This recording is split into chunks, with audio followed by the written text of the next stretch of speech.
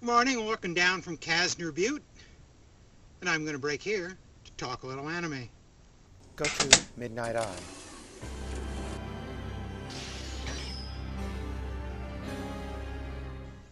Goku Midnight Eye was a pair of futuristic sci-fi OVAs from 1989. The anime plays out like a slick comic book superhero of the future, with an ordinary person suddenly getting wild superpowers. The first OVA is essentially the origin story. Goku Furinji is the title character, starting off as a tough, handsome private eye in a future Tokyo. He's got the whole Bogart thing going for him: attitude, cigarettes, booze, and broads.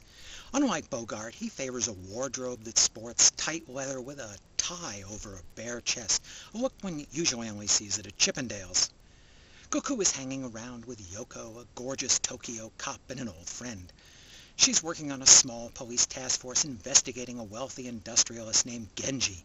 It seems Genji's company has been passing out really nasty weapons on the black market.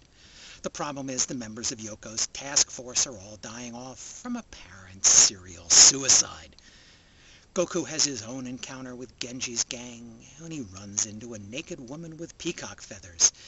Those have some lethal hypnotic power. He breaks her lethal trance with a very biblical solution. If thy right eye offend thee, pluck it out. So he does. That doesn't stop his car from careening into Tokyo Bay. Midnight Eye is based on a manga by Buichi Terusawa, and since he also wrote the anime's screenplay, it pretty much follows the manga first few chapters. Here, Terusawa drops in the giant deus ex machina that establishes the series' premise. Some unknown power plucks Goku out of the bay and gives him a new right eye that not only allows him to see, but can also access and control every computer on the planet. Anything he wants to know, anything he wants them to do for you, and the eye makes it happen. The same people also give him a collapsible pole vaulting stick that's both handy as a weapon and transportation. And by collapsible, I mean the thing can extend all the way up to 20 stories high. He's now a superhero thanks to these gifts from powers unknown. Honestly, cosmic rays, a radioactive spider, or a gift from a dying alien might have made more sense for a superhero origin. I mean, who goes around passing out eyeballs of global domination? No matter, armed with his spiffy new eyeball, Goku is going to take on Genji's giant corporation and its arsenal of super weapons. In the second OVA, Private Eye Goku is hired by another hot damsel in distress, Ryoko. She's looking for her missing brother, who supposedly died years ago, but is apparently being used in an ultra-secret military experiment by an organization that really doesn't want to be investigated. And that organization has some more cool weapons of their own.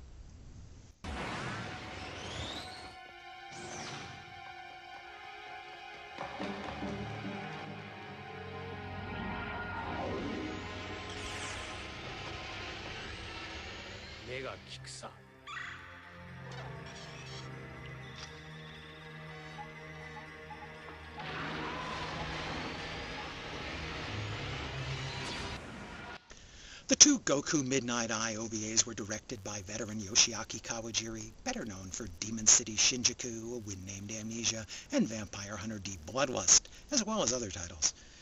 The animation is from Madhouse, and it's their classic style of that period. I thought the art was the best thing about the show. It has a slick, glossy, stylish look. True to the title, the story takes place mostly at night, given a dark texture too. The animation is done at near theatrical level. The music works well with the story, but it really only has two notes it has to hit. The main one is excitement, and occasionally strikes up a cool. Goku Midnight Eye features a cool private eye, hot women, fast cars, plus violence and plenty of nudity. Unfortunately, the stories are a wreck. Let's accept the premise of a computer hacking eyeball. With that kind of power, why isn't Goku smarter? Why does he always walk into a trap and then have his eye turn off the laser beams or whatever? Can't he check the blueprints before he sets off the alarms? And surely there are other uses for surveillance satellites besides making impromptu YouTube videos. What's with this macho mano-a-mano stuff? Trying to merge a retro Raymond Chandler PI story with a sci-fi futuristic setting is an interesting idea. Think Blade Runner. But the plot really needs to be more complicated. Midnight Eye needs a larger cast. There are no side characters, no friends or relationships, no partners, no red herrings. Each story pretty much boils down to Goku, a gorgeous dame in need of help, and an obvious villain that makes for a straight-line plot ending in the inevitable big fight. I give Goku Midnight Eye 3 stars. A slick madhouse art of the period still stands up pretty well, and I still love that style, but it can't save the Mickey Spillane cool private eye cliché that serves as Goku's shallow personality, or the comic book thin plots. The OVAs were released in North America on 2 VHS tapes and later a single DVD by USMC. Both are now out of print. Buichi Terusawa's Midnight Eye manga is also available in English translation from Viz, though it was one of the early ones they did that was both mirrored and colored. With violence, nudity, and sex, both are for a mature audience. Thanks for listening.